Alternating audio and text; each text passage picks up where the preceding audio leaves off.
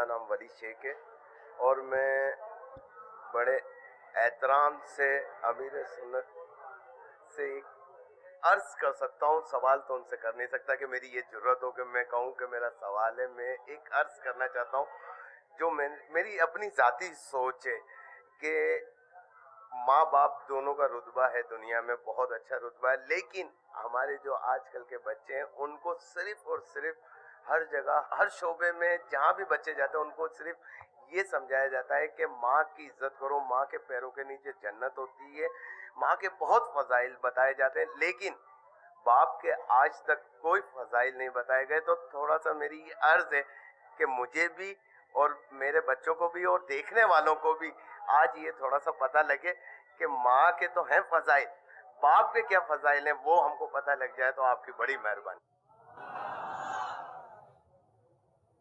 اسلامی بھائی خوش ہو گئے, اس میں باپ بھی ہوں گے اور باپ بننے والے بھی ہوں گے. ظاہر سبحان اللہ. باپا آج ہماری باری ہے. ایڈوانس میں خوش ہو گئے, آپ کی باری ہے آج. اچھا, ابو کی فضیلت, والد صاحب کی فضیلت, سبحان اللہ. یہ بہار شریعت میرے پاس ہے, جلد 3 صفحہ 553. ایک شخص نے عرض کی یا رسول اللہ صلی اللہ تعالی علیہ وآلہ وسلم, والدین کا اولاد پر کیا حق ہے؟ فرمایا وہ دونوں تیری جنت و دوزخ ہیں, یعنی ان کو راضی رکھنے سے جنت ملے گی اور ناراض رکھنے سے دوزخ کے مستحق ہوں گے. تو یہاں ماں اور باپ دونوں ہیں, اس حدیث میں بیان کیے گئے. فرمان مصطفیٰ صلی اللہ تعالی علیہ وآلہ وسلم, جس نے اس حال میں صبح کی کہ اپنے والدین کا فرما بردار ہے, اس کے لیے صبح ہی کو جنت کے دروازے کھل جاتے ہیں. اور اگر والدین میں سے ایک ہی ہو تو ایک دروازہ کھلتا ہے, اور جس نے اس حال میں صبح کی کہ والدین کے متعلق خدا کی نافرمانی کرتا ہے, اس کے لیے صبح ہی جہنم کے 2 دروازے کھل جاتے ہیں, اور ایک ہو تو ایک دروازہ کھلتا ہے. ایک شخص نے کہا اگرچہ ماں باپ اس پر ظلم کریں, فرمایا اگرچہ ظلم کریں, اگرچہ ظلم کریں, اگرچہ ظلم کریں. ماں باپ ظلم بھی کرتے ہوں تب بھی اولاد کے حقوق باقی رہیں گے, ماں باپ کے ساتھ ان کو احسان کرنا ہوگا, اور ماں باپ کے حق میں انہیں نافرمانی نہیں کرنی ہوگی. یہاں وہی بات آ گئی جو اولڈ ہاؤس میں ماں باپ کو چھوڑ آتے ہیں, تو ماں باپ ایسا کون سا ظلم کا پہاڑ توڑتے ہیں, یہاں تک کہ ظلم کریں تب بھی ان کو ستانے کی اجازت نہیں ہے. ماں باپ کے حقوق سے سبک دوش ہونا ممکن نہیں ہے, ان کے حق بہت زیادہ ہے. تو اس لیے والدین کی سب کو اطاعت کرنی چاہیے. اللہ تعالی ہم سب کو والدین کی اطاعت اور فرما برداری کی توفیق عطا فرمائے. آمین.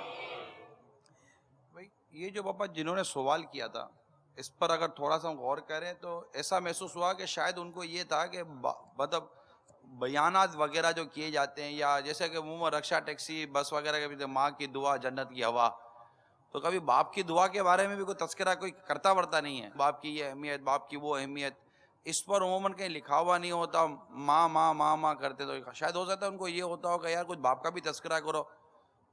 یہ ویسے آج صحیح ہے, کل بات صحیح ہے. آج کل باپ کے بارے میں جو سوچ تبدیل تو وہ آپ کے علم میں ہے کہ اگرچہ دونوں کے مقام مرتبہ اپنی جگہ پر صحیح, لیکن ماں کو ابھی بھی اہمیت ہے اور ماں کی اہمیت مسلم ہے, اس کا کوئی انکار نہیں کرے گا. لیکن باپ کا تذکرہ نہ ہونے کی وجہ سے شاید والد صاحب کے ساتھ اولاد زیادہ بدتمیزی کرتی ہے بمقابلہ ماں کے.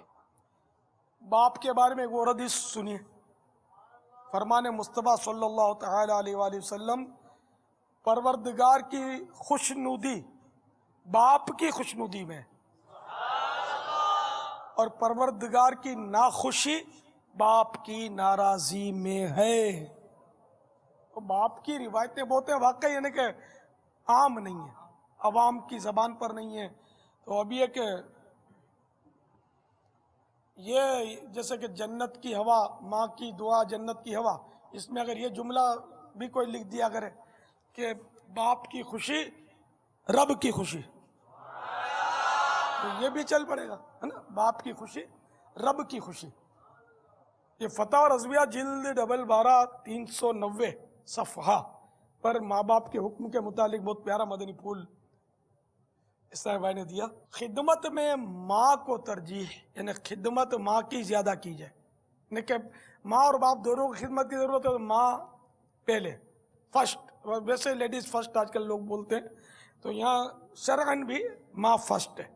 اور عزت و احترام میں باپ کو ترجیح دی جائے گی، یعنی باپ فرسٹ ہے. اس کی حکمت اعلیٰ حضرت نے لکھی ہے کیونکہ وہ ماں کا بھی آقا و حاکم ہے، یعنی باپ جو ہے تمہاری ماں کا بھی حاکم ہے.